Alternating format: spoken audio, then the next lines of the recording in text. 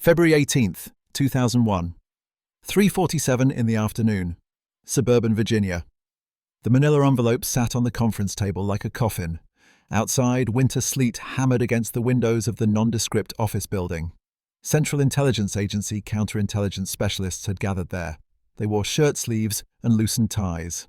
Coffee grew cold in styrofoam cups. Inside the envelope were 7 computer disks, photocopied documents, and a note. The note, written in block capitals, promised the identity of a Russian spy. This spy had operated inside American intelligence for 15 years. The asking price was $7 million. This price had been delivered through an anonymous letter to a Central Intelligence Agency post office box 2 weeks earlier. Nobody spoke. The room smelled of burnt coffee and the metallic tang of anxiety. Neil Gallagher, chief of the Central Intelligence Agency's counter-espionage group, turned one of the discs over in his hands. He felt its weight. They had already paid. The money, all cash in non-sequential bills, had been delivered to a location outside the United States. It disappeared 3 days ago into a ghost network that brokered this deal. The discs arrived that morning via an untraceable courier service. What troubled Gallagher was not the money. The Central Intelligence Agency had paid informants before, sometimes much more. What troubled him was a single fingerprint. It was a latent print lifted from the interior of the envelope. The Federal Bureau of Investigation's forensics lab found it 2 hours earlier. They ran it through the Bureau's integrated automated fingerprint identification system. This was a routine procedure to check for contamination and verify the chain of custody. The computer found a match in 11 minutes. The print belonged to Robert Philip Hansen. He was a special agent with the Federal Bureau of Investigation. Hansen was assigned to the Bureau's Washington field office. His security clearance was top secret, sensitive compartmented information. He was a 25-year veteran. Hansen was a member of the Bureau's elite counterintelligence division.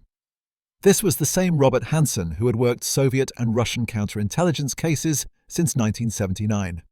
He had access to nearly every significant American intelligence operation against Moscow. According to the documents inside this envelope, Hansen was the spy they had been hunting. The man who sold them out had just sold himself.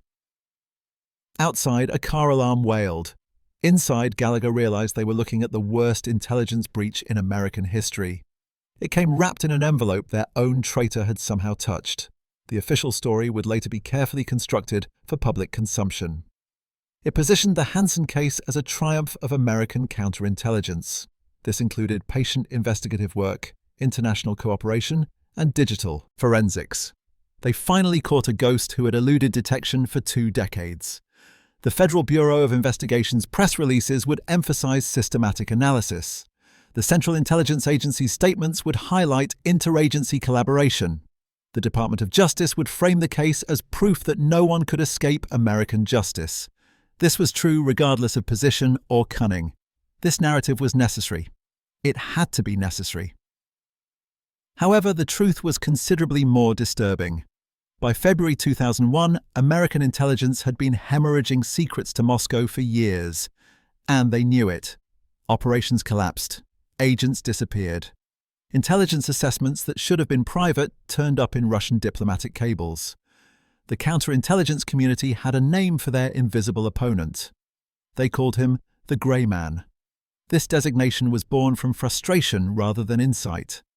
He cast a grey shadow over their work. Every lead dissolved into nothing. Grey also represented the drabness of bureaucratic life where such a person might hide. The Americans understood the scope of the disaster.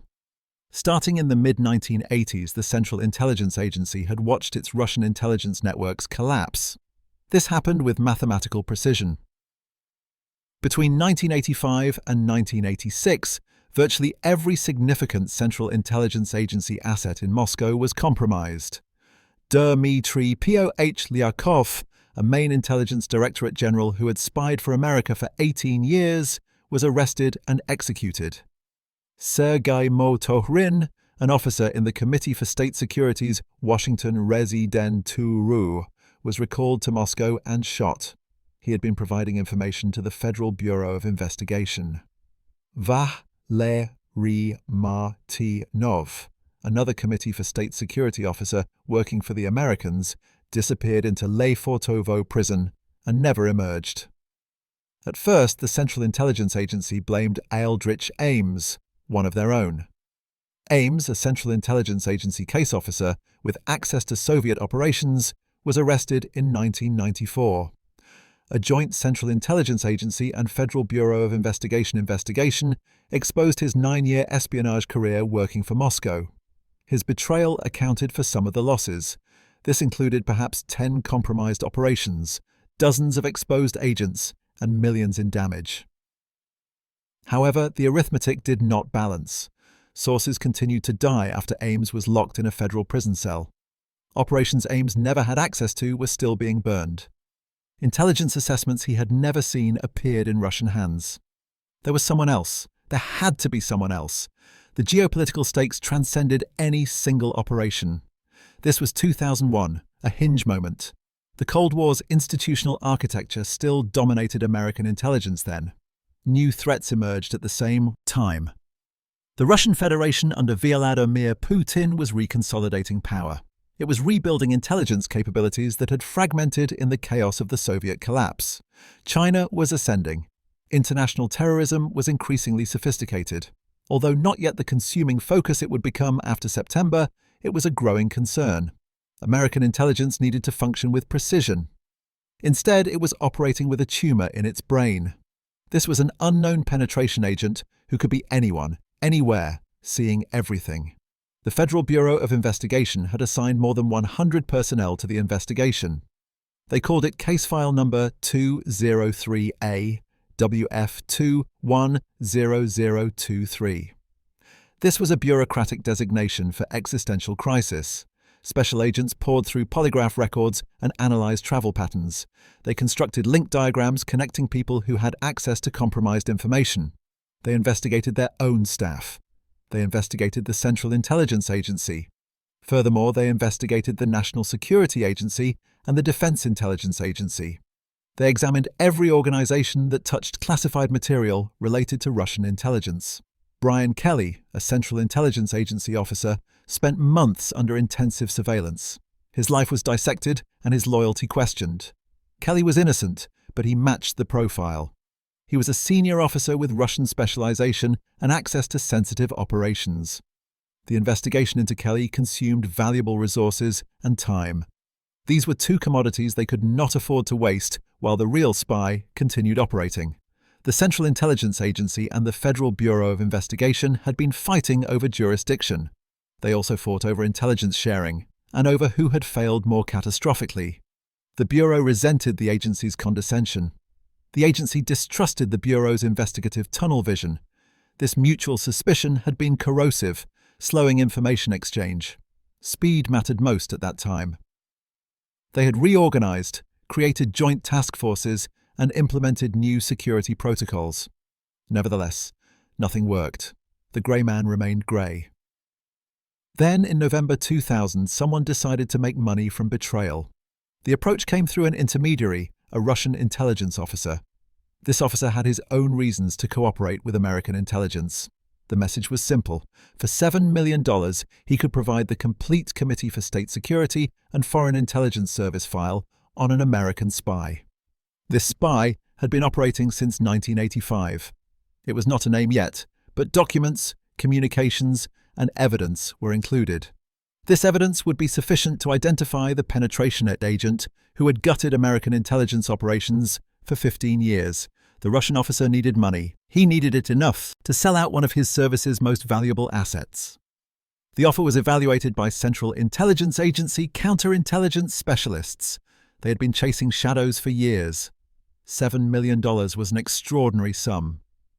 However, the cost of continued compromise was incalculable. American intelligence operations against Russia were essentially paralyzed. Nobody could be certain what was secure. Every operation existed under a cloud of potential betrayal. If this purchase could identify the mole, it would be the bargain of the decade. The decision to pay was made at the highest levels. Central Intelligence Agency Director George Tenet approved the expenditure. Federal Bureau of Investigation Director Louis Freeh was notified. The money was assembled in cash because the Russians insisted on cash. It was delivered through cutouts and intermediaries whose identities would be protected. In early February 2001, the transaction was completed. The package arrived shortly after. Inside the envelope were 7 computer disks. They contained scanned documents from the Committee for State Security's archives on an operation codenamed RAH-MON. Also included were copies of internal Committee for State Security cables, operational notes, and financial records. These documented payments to an American intelligence officer. The material was extraordinary. It was original documentation from Soviet intelligence showing how a spy was recruited, managed, and compensated over more than a decade. However, deliberately, the file contained no name. Crucially, it also contained no photograph that clearly showed the spy's face. The Russians who sold the material had been careful. They wanted their payment. They did not want to make identification too easy. Perhaps they thought they could sell additional information later. Perhaps they simply enjoyed the game. What they had not counted on was their own tradecraft failure, or perhaps someone else's. The fingerprint on the envelope was fresh. It was placed there within days of delivery. The Federal Bureau of Investigation's laboratory technicians processed the envelope. They discovered the print on an interior flap. It was not on the outside where contamination might occur during delivery. Instead, it was inside where someone had to have direct contact with the materials. The print was clean, distinct, and analyzable. Running it through the Integrated Automated Fingerprint Identification System was standard procedure. This checked for postal workers or intelligence officers who might have legitimately handled the package. It also ensured the chain of custody was uncontaminated. When Robert Philip Hansen's name appeared on the laboratory computer screen, the technician thought it was a mistake. Hansen worked counterintelligence. He was with the Bureau. The technician ran the comparison again, yielding the same result. He called his supervisor, who then called the special agent in charge. The special agent in charge called Federal Bureau of Investigation Headquarters. Headquarters called the Central Intelligence Agency, who then contacted the small group of people read into the purchase of the Russian file. Hansen's fingerprint meant one of two things. Either he had legitimately handled the envelope as part of the investigation, or he had touched these materials before delivery. He had not been part of the team that received it.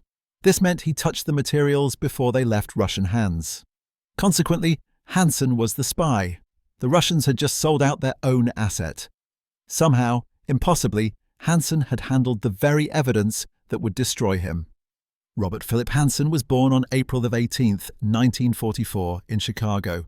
He was the only child of a police officer and a homemaker.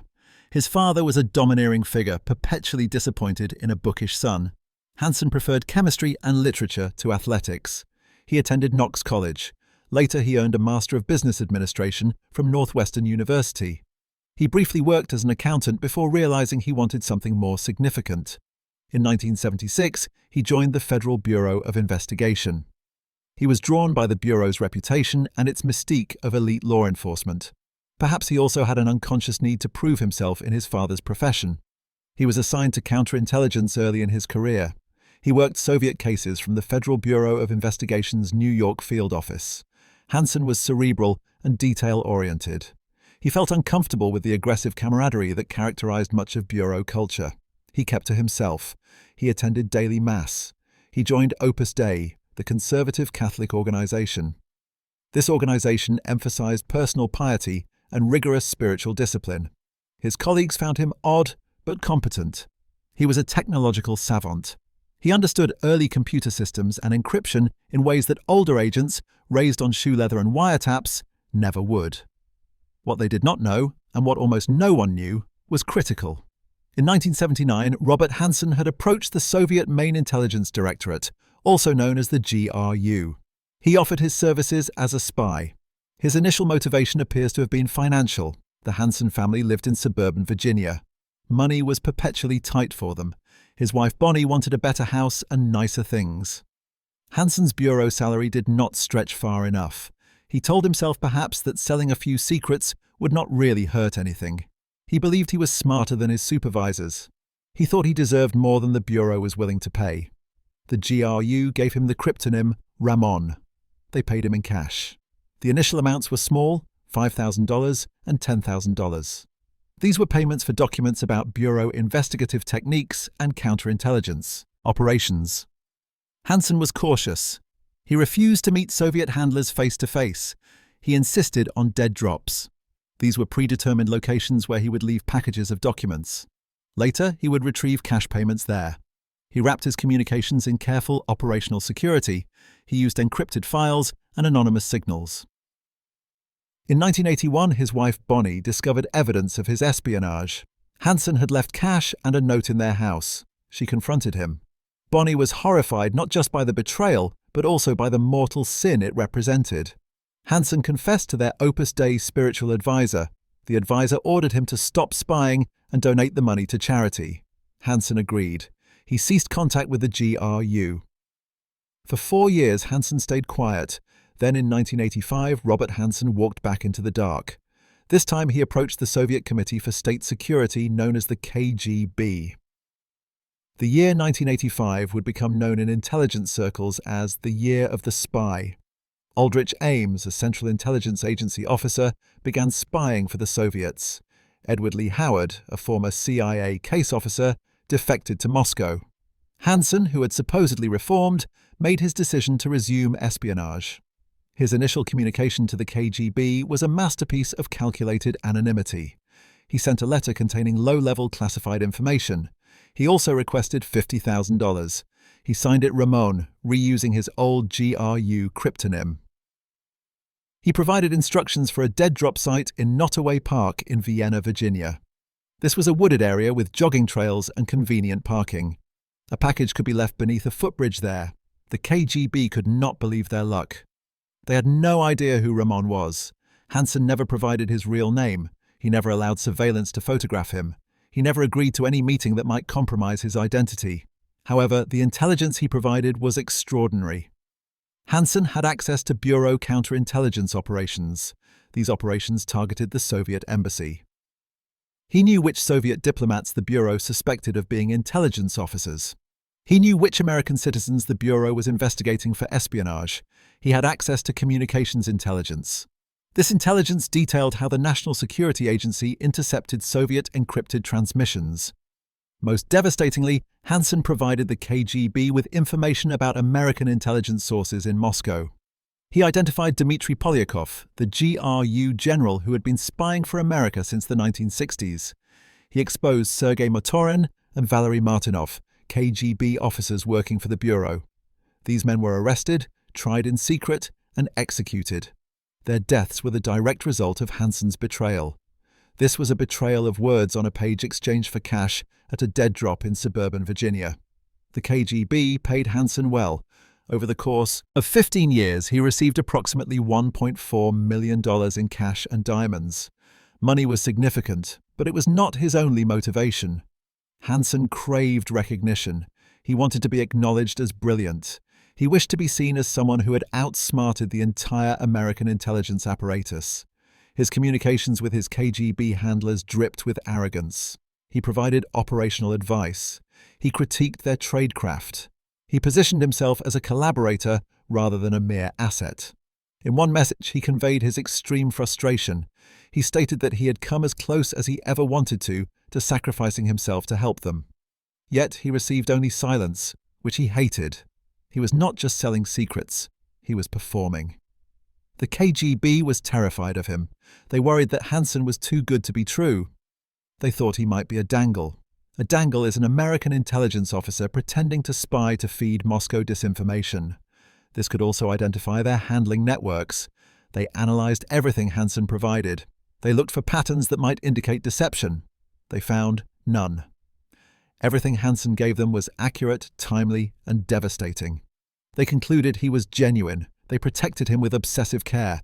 They never tried to photograph him. They never pushed for a personal meeting. They accepted his terms, followed his instructions, and paid his price. Hansen's tradecraft was meticulous. He used a Palm Pilot to encrypt his communications. He deleted files after use. He memorized drop site locations rather than writing them down. He never spied from his home. Instead, he used Bureau computers at work to access classified information. He would print, copy, or store this information on disk before removing it from the building. He exploited his technical expertise. He used his position in counterintelligence to monitor exactly which investigations might threaten him. When the Bureau began investigating possible penetration agents in the late 1980s, Hansen knew what they were looking for. He had access to the investigation's own files. However, Hansen's psychology was complex, perhaps even self-destructive. He took absurd risks. He gave his KGB handlers a trash bag full of classified documents. This was literally a black garbage bag stuffed with papers. He left it at a drop site in Foxstone Park. He also stored classified materials in his car. He once brought his best friend, a fellow bureau agent named Jack Hoshower, to a dead drop site. He did this under the pretense of needing to leave a package for a contact. This came dangerously close to exposing his espionage to a law enforcement officer. He also engaged in peculiar psychological games outside his espionage. Hansen set up a video camera in his bedroom. He allowed Jack Hoshower to watch Hansen and Bonnie in intimate moments, without Bonnie's knowledge. He engaged in obsessive relationships with strippers. He lavished one stripper with gifts and money, despite his professed Catholic devotion. His personality contained fractures. These included rigorous religiosity alongside profound moral transgression. He also showed careful operational security alongside reckless personal behavior. By the late 1990s, Hansen had survived longer than any penetration agent had a right to expect. Aldrich Ames had been arrested. Other spies had been caught. However, Hansen remained unknown. His identity was protected by his refusal to meet face-to-face with handlers. It was also protected by sheer bureaucratic luck. The Bureau investigated him briefly in 1990. This occurred after his brother-in-law, who worked for the Bureau, reported suspicious behavior. The investigation went nowhere. Hansen's security clearances were never revoked. He continued to work counterintelligence. He continued to access classified material. He continued to drop packages at Foxstone Park. He also continued to retrieve cash payments the KGB left in exchange. In 1999, the Bureau's mole hunt intensified. Hansen was transferred to the State Department's Office of Foreign Missions. This assignment reduced his direct access to Bureau counterintelligence operations. However, it kept his security clearances active. He continued spying. On October 4, 2000, Hansen left a package at Foxstone Park. It contained a trash bag with classified documents. These documents were about Russian intelligence operations, Bureau investigative techniques, and communication security. The KGB, now reorganized as Russia's Foreign Intelligence Service, or SVR, left $50,000 in cash at the dead drop. Hansen had no way of knowing that at that moment someone in Russian intelligence had decided he was more valuable as a commodity than as an asset. The Russian intelligence officer who brokered the sale of the Ramon file has never been publicly identified. He likely never will be. What is known from Bureau debriefings and fragmentary intelligence reporting is that he was SVR, not GRU. This meant he had access to KGB archival material. This material documented operations run against American intelligence targets. He was also financially motivated. This could be due to personal need, disillusionment with post-Soviet Russia's intelligence apparatus, or simple greed.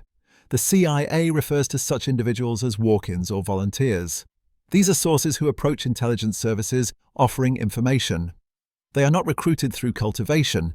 This particular officer made contact with CIA personnel through an intermediary in late 2000. He offered something extraordinary. It was the complete operational file on an American spy. This spy had worked for Russian intelligence since 1985. The price was $7 million. This figure reflected both the magnitude of the information and the risk the officer was taking. Selling out a source is among the gravest violations of intelligence ethics. It is punishable by death in Russian law. The negotiation was handled through secure channels. The CIA's counter-espionage group coordinated with Bureau counterintelligence. The Bureau was skeptical. $7 million was an enormous sum for information that might turn out to be fabricated or dated. However, the desperation was real. American intelligence had been compromised for so long, and at such cost. Any credible lead was worth pursuing. In early February 2001, the money was transferred. The package arrived days later. The 7 computer disks contained scanned images of documents. These were from the KGB's first Chief Directorate, the division responsible for foreign intelligence operations. The files detailed the operational management of Source Ramon. This spanned from 1985 through 1991. During this time, the KGB's internal record-keeping became fragmentary due to the Soviet collapse. The documents included copies of letters from Ramon to his handlers. These were written in English. They provided classified information about Bureau counterintelligence operations. They also identified American intelligence sources in Moscow. Financial records documenting payments to Ramon were also included. These records detailed dates, amounts, and drop site locations. Furthermore, internal KGB assessments of Ramon's reliability, value, and psychological profile were present. Technical intelligence Hansen had provided about American signals intelligence capabilities was also found. This included details about NSA operations that had never been publicly disclosed. The material was devastating in its specificity. Analysts who reviewed the disks immediately recognized Hansen had access to compartmented information. This information was at the highest levels of American intelligence. However, identifying Ramon from the documents was challenging. The letters were typed or printed from a computer. The KGB's internal assessments referred to him only by cryptonym. The financial records listed drop sites and payment amounts, but no names. Federal Bureau of Investigation forensic linguists analyzed the letters. They looked for patterns in syntax, word choice, or phrasing. These patterns might narrow the suspect pool. Ramon's writing style was formal and slightly archaic. It had a tendency toward complex sentence structures and technical precision. He occasionally used British spellings, for example, honour instead of honour, or defence instead of defence. This suggested either education or affectation. He quoted scripture and made references to Catholic theology. This might indicate a religious background, but it could also be misdirection. Geospatial analysts examined the dead drop site locations. These included Nottoway Park, Foxstone Park, and other locations in Northern Virginia. All were within reasonable driving distance of Federal Bureau of Investigation and Central Intelligence Agency headquarters. This narrowed the geographic profile but did not eliminate many suspects. Several thousand intelligence officers and support personnel lived in the area. The breakthrough was the fingerprint. However, they did not realize its significance immediately. When Federal Bureau of Investigation forensic technicians at the Bureau's laboratory in Quantico processed the manila envelope, they followed standard protocol. They dusted for prints. They photographed any latent impressions. Then they ran them through the Integrated Automated Fingerprint Identification System. The print on the interior flap was a partial right thumbprint. Approximately 11 ridge characteristics were visible. This was enough for comparison, though not as robust as a full print. The technician, following procedure, initiated the automated search. The Integrated Automated Fingerprint Identification System contained more than 47 million criminal fingerprint records. It also had 1.5 million civil fingerprint records as of 2001. These included prints from federal employees with security clearances. The system used algorithms to compare ridge patterns, minutiae points, and geometric relationships. This generated a list of possible matches ranked by probability. For high-quality prints, the Integrated Automated Fingerprint Identification System could return results in minutes. For partial prints, the process took longer. Human examiners had to verify any potential matches manually. At 3:22 post-meridiem on February 18, 2001, the Integrated Automated Fingerprint Identification System returned a match. It identified Robert Philip Hansen, a Federal Bureau of Investigation special agent. His date of birth was April 18, 1944. His fingerprints were on file from his employment with the Bureau. The system's confidence level was high. The technician, a forensic specialist named Sarah Chen, stared at her screen in disbelief. She ran the comparison again. The result was the same. Chen called her supervisor, Thomas DiBiagio. He was a veteran forensic examiner. DiBiagio reviewed the comparison personally. The ridge characteristics matched. These included bifurcations, ridge endings, and the distinctive loop pattern of Hansen's right thumb. This was not a false positive. The print on the envelope belonged to Robert Hansen.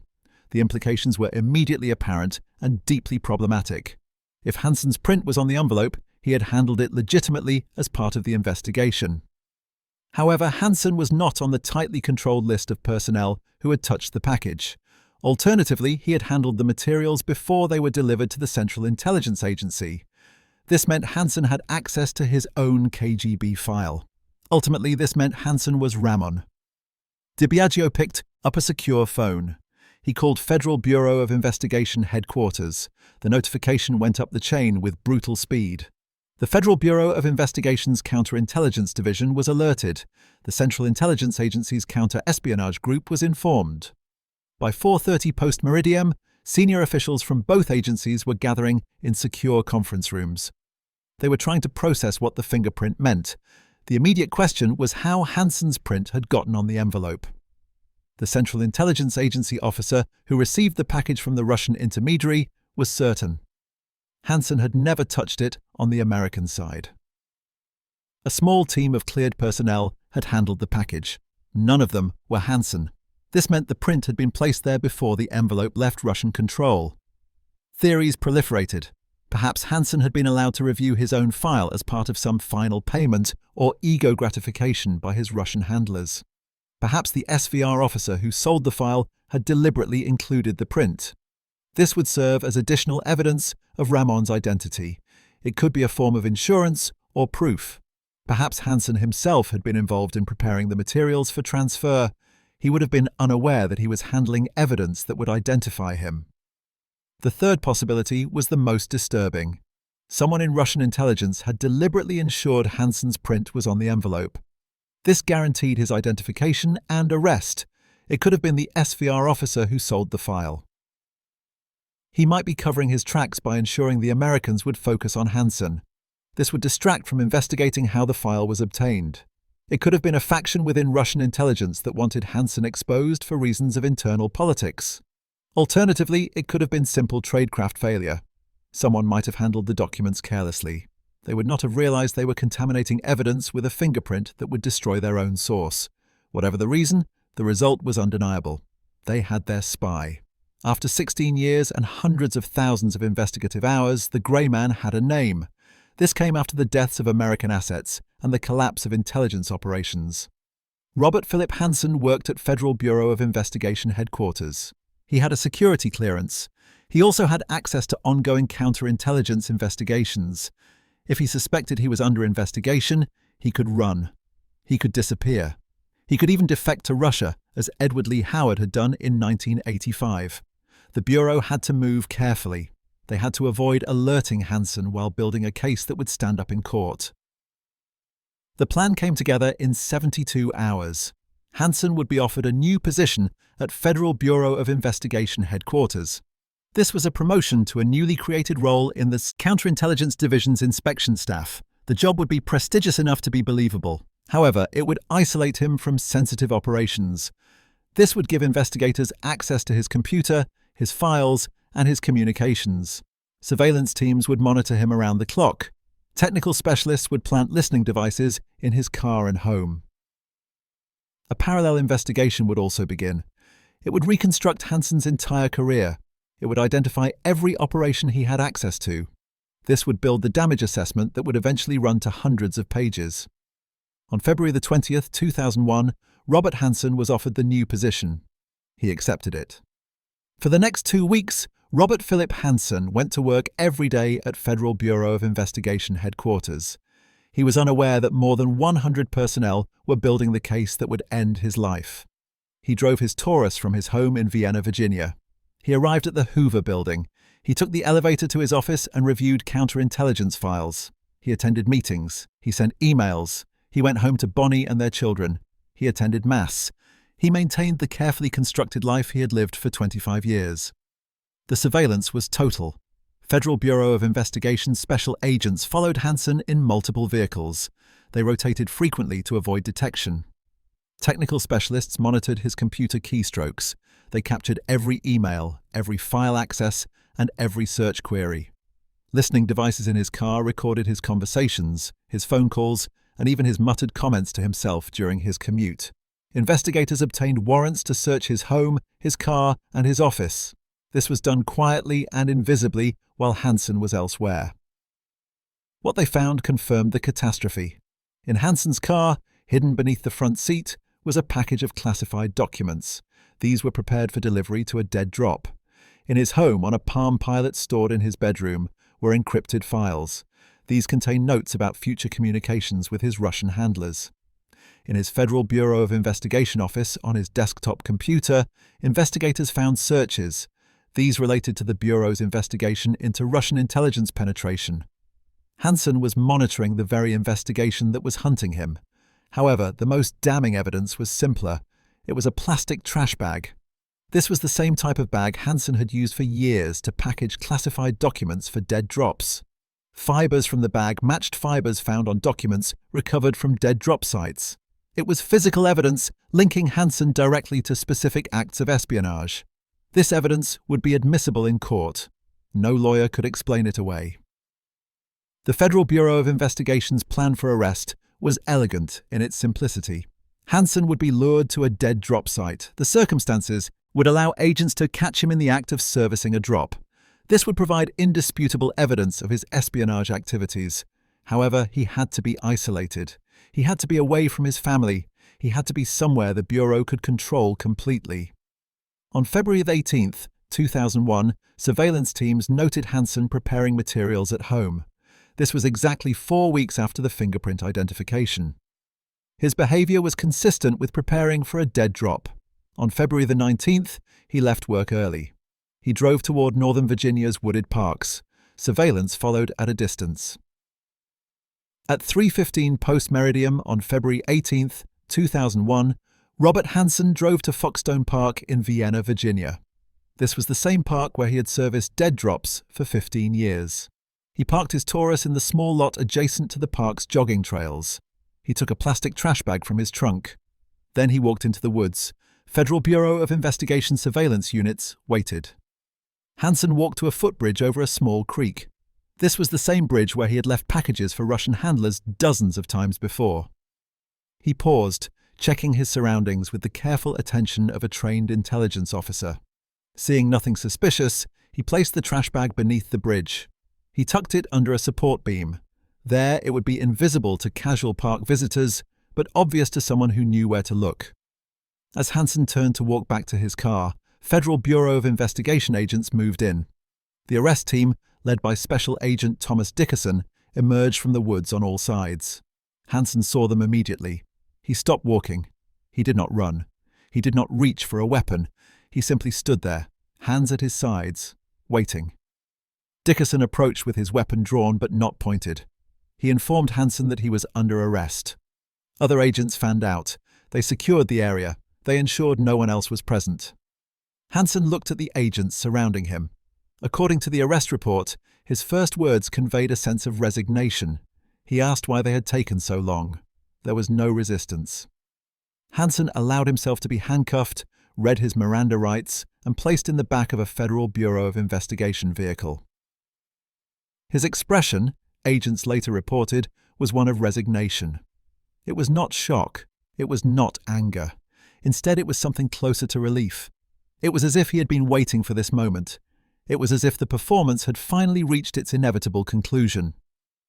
The trash bag beneath the bridge was recovered and logged as evidence. Inside were 7 classified documents from Federal Bureau of Investigation counterintelligence operations.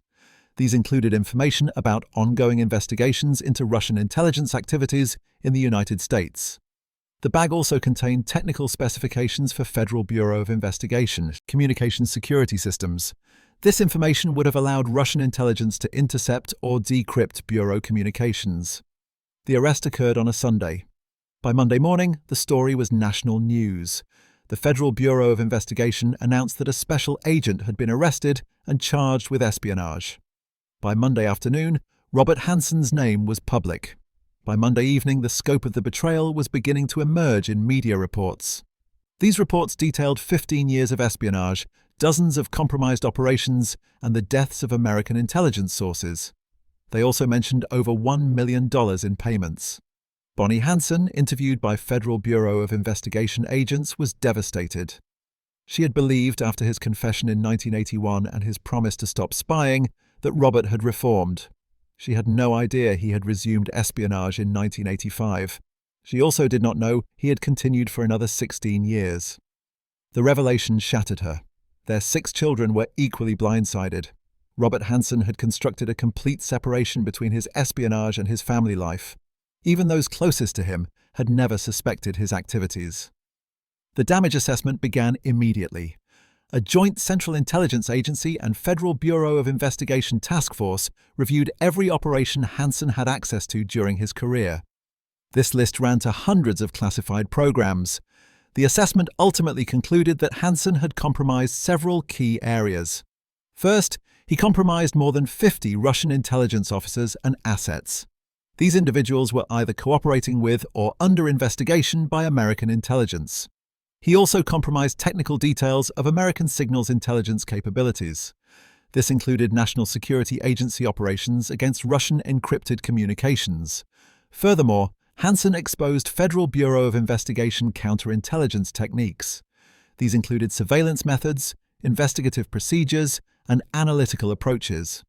These methods were used to identify Russian intelligence officers operating in the United States. Finally, he betrayed information about American intelligence operations in other countries. This included allied nations. Hansen had accessed this information through his Federal Bureau of Investigation assignments and security clearances. The financial cost was estimated in the billions. This included not just the direct loss of intelligence operations. There were also secondary costs of rebuilding compromised networks. New security procedures were implemented. Allied intelligence services, whose operations had been exposed through Hansen's betrayals, were compensated. But the human cost was incalculable. Dmitry Polyakov, Sergei Motorin, and Valery Martynov were dead. These men had risked their lives to provide intelligence to the United States. They believed America would protect them. However, Robert Hansen had sold their names for cash at a dead drop in Virginia. How many others died whose names remained classified? How many operations collapsed? How many intelligence officers were compromised? How many lives were disrupted or destroyed? The legal proceedings moved with bureaucratic efficiency. Hansen was charged under 18 United States Code Section 794, which is espionage. This was a capital offense. The Department of Justice announced it would seek the death penalty. Hansen's attorneys recognized the overwhelming evidence. They began negotiating a plea agreement.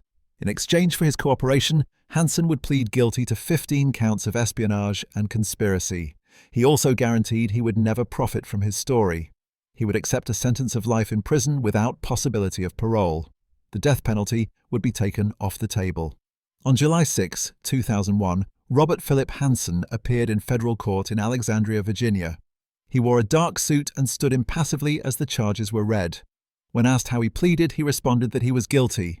The judge accepted the plea. Sentencing was scheduled for May 2002. At the sentencing hearing, prosecutors presented evidence of Hansen's betrayal. Victim impact statements were read from intelligence officers whose lives had been destroyed by his espionage. Federal Bureau of Investigation Director Robert Mueller testified about the damage to American national security. The judge, Claude Hilton, delivered the sentence. This was life imprisonment without parole.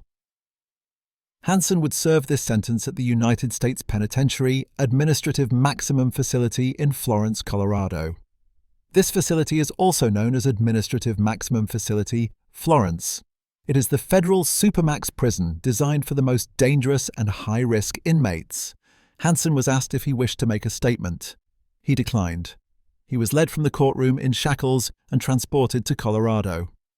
The revelation about the fingerprint came later. It was released in fragments through Federal Bureau of Investigation briefings, congressional testimony, and investigative journalism.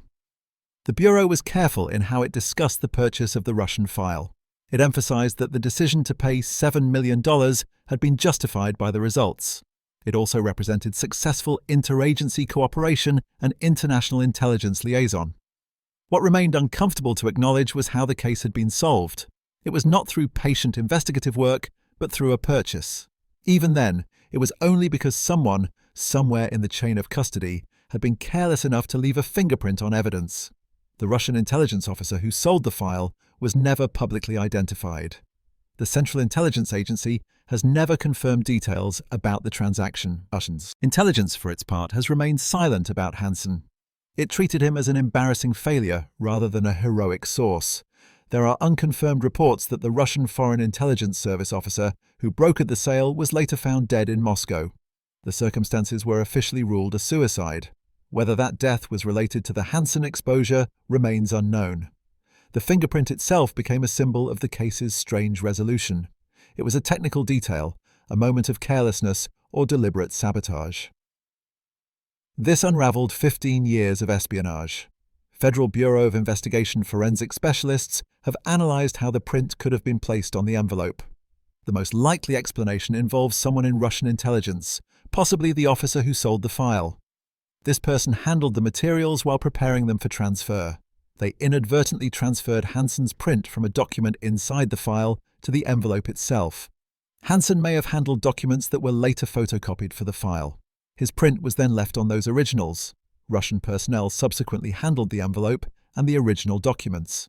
The alternative explanation is that someone deliberately placed the print to ensure Hansen's identification. This remains possible but unprovable. Intelligence services do engage in such calculated betrayals. They sacrifice one asset to protect others or to settle internal scores. Whether Hansen was deliberately burned or simply unlucky may never be known. What is known is that the case exposed profound failures in American counterintelligence. Hansen had operated for 15 years while under the noses of Federal Bureau of Investigation security personnel.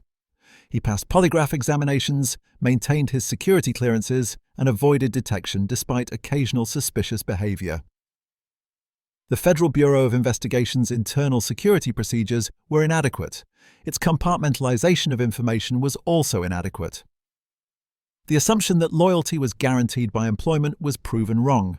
After Hansen's arrest, both the Federal Bureau of Investigation and Central Intelligence Agency implemented sweeping security reforms. Two-person access rules were strengthened. This required multiple individuals to be present when accessing certain types of classified information. Computer monitoring was enhanced. Automated systems now flagged unusual access patterns or suspicious searches.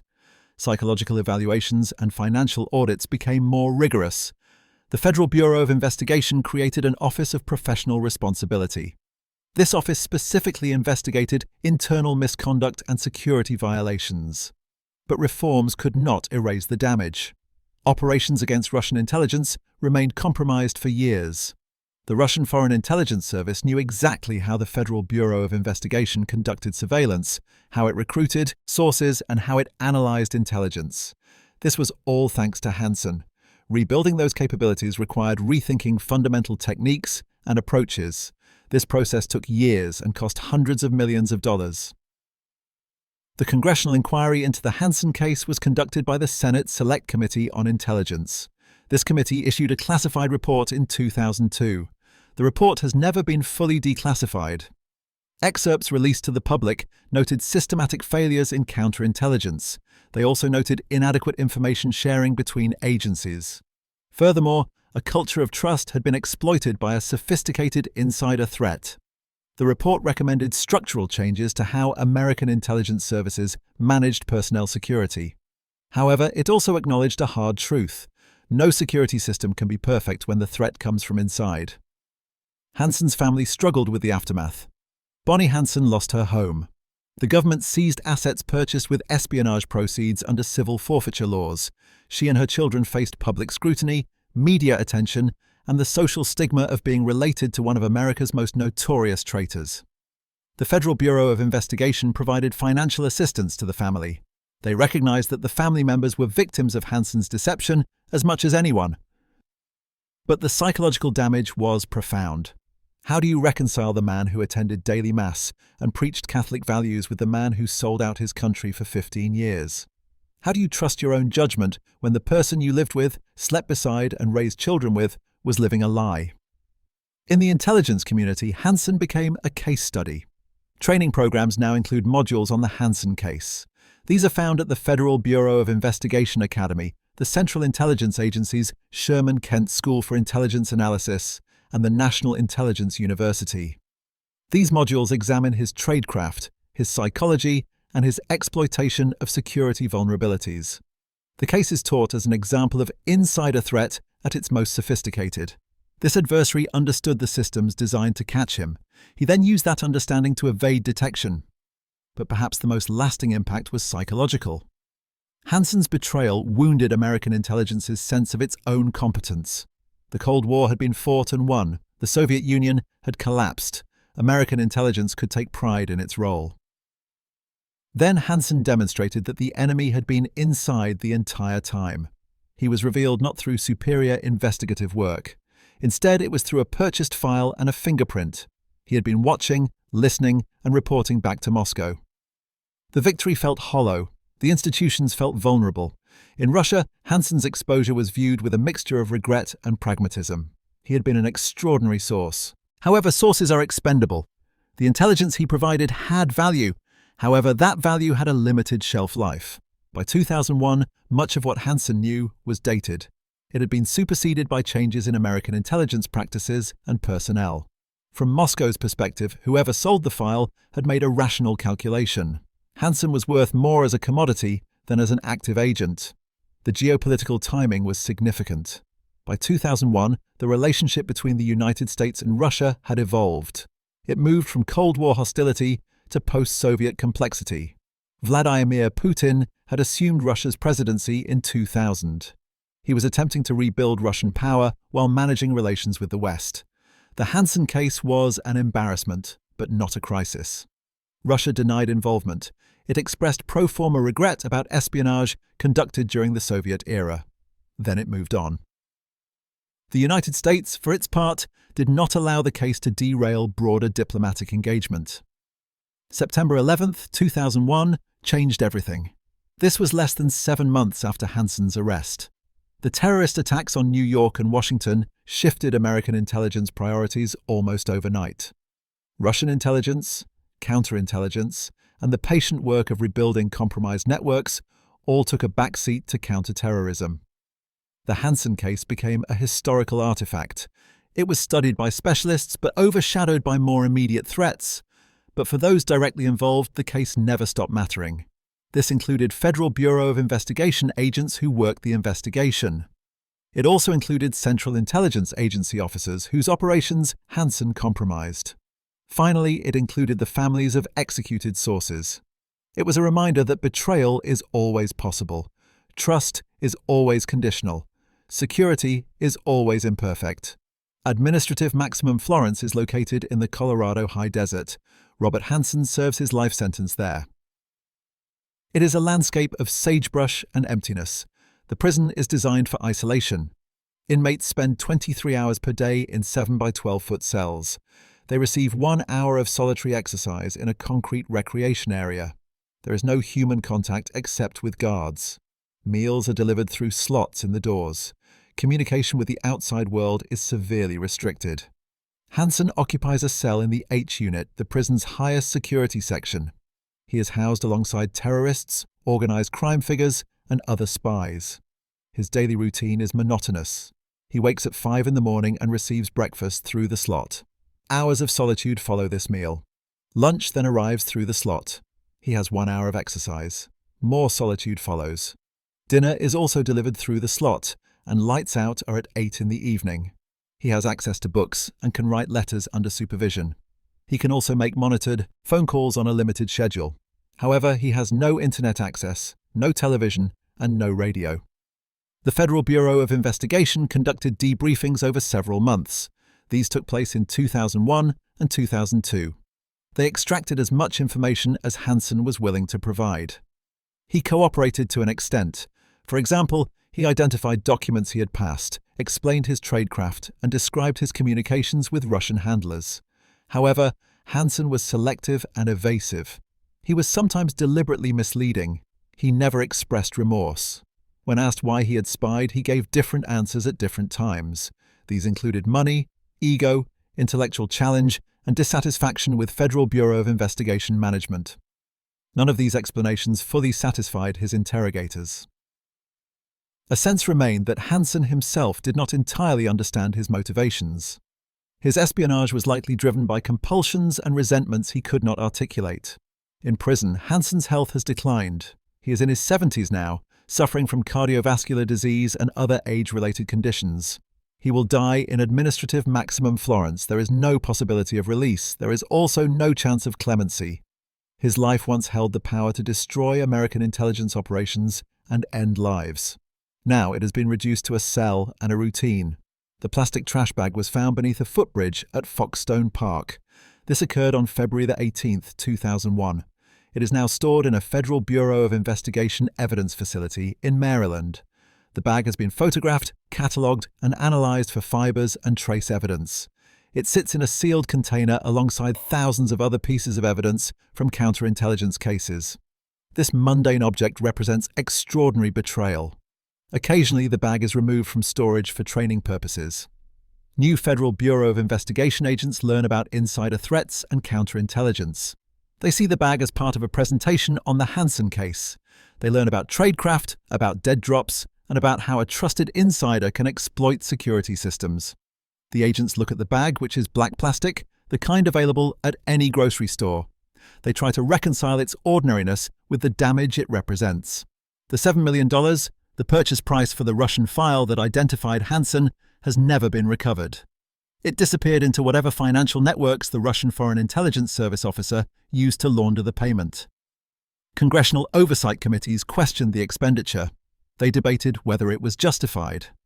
The Federal Bureau of Investigation and Central Intelligence Agency defended the decision. They argued that $7 million to end a 15-year penetration was a bargain compared to the continued cost of compromise. The debate was never fully resolved. Money was spent, and a spy was caught. The cost-benefit analysis depends on what you value: justice, security, or simply knowing the truth. The fingerprint remains the case's most enigmatic element. In Federal Bureau of Investigation training materials, it is presented as an example of technical forensics solving a case that human intelligence could not crack. In Central Intelligence Agency assessments, it serves as a reminder that even the most sophisticated intelligence operations can fail due to mundane mistakes. In Russian intelligence analysis, presumably, it is studied as a cautionary tale about operational security. However, the question persists. Whose fingerprint was it really? It was Hansen's, obviously. The forensic evidence is undeniable, but how did it get there? Did someone in Russian intelligence betray him deliberately? Did they ensure the print was placed where American forensics would find it? Or did Hansen himself, in some self-destructive impulse, handle documents carelessly? Did he leave evidence of his own guilt? Perhaps it was simply accident. This could have been a tradecraft failure, a moment of inattention. It may have been the universe's random intervention in human affairs. There are no definitive answers. The Russians who might know are silent. The Federal Bureau of Investigation accepts the forensic result without claiming to understand the circumstance. Hansen, when asked during debriefings, said he had no idea how his print ended up on the envelope. Whether that was truth or evasion, no one can say. What remains is a powerful image. It is of a manila envelope sitting on a conference table in suburban Virginia. A single latent print was on its interior flap. This led to a crucial realization. Sometimes the most sophisticated intelligence operations are undone. This happens not by brilliant analysis or patient investigation. Instead, they are undone by a fingerprint left carelessly on paper. This was a physical trace of presence where there should have been none. In the end, the grey man had a name because he touched something he should not have. Perhaps someone wanted him to touch it. Or the universe, indifferent to espionage and secrecy, simply placed a thumb on paper. This happened at exactly the wrong moment. Or perhaps the right one, depending on your perspective. Robert Philip Hansen spied for Russia for 15 years. He was paid $1.4 million. He caused deaths, destroyed operations, and compromised American intelligence. These compromises are still being assessed. He was caught because the people he worked for sold his file to the people he betrayed. Somewhere in that transaction, a fingerprint appeared where it should not have been. He sits in a cell in Colorado now, a space 7 by 12 feet. He spends 23 hours a day there. The trash bag sits in an evidence facility in Maryland. The fingerprint exists in digital archives, a pattern of ridges and whorls catalogued in databases. The question remains, unanswered and perhaps unanswerable. Did he leave the print, or was it left for him? The file is closed, the case is solved, and the spy is imprisoned. However, the mystery of that fingerprint remains. This includes how it got there, why it was there, and whose decision or mistake placed it. This mystery remains locked in the silence of intelligence services that never fully explain themselves. It is also locked in the psychology of a man who betrayed everything and understood nothing. Furthermore, it is locked in the envelope itself, which sits in darkness now. Its secrets have been examined and catalogued but never completely revealed.